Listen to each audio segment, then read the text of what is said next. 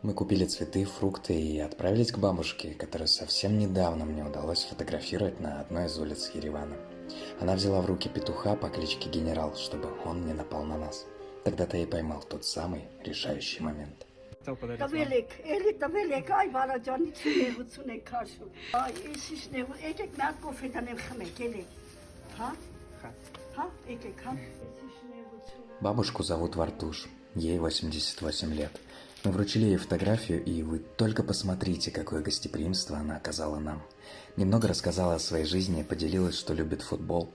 Она была очень рада незваным гостям, потому что живет совсем одна.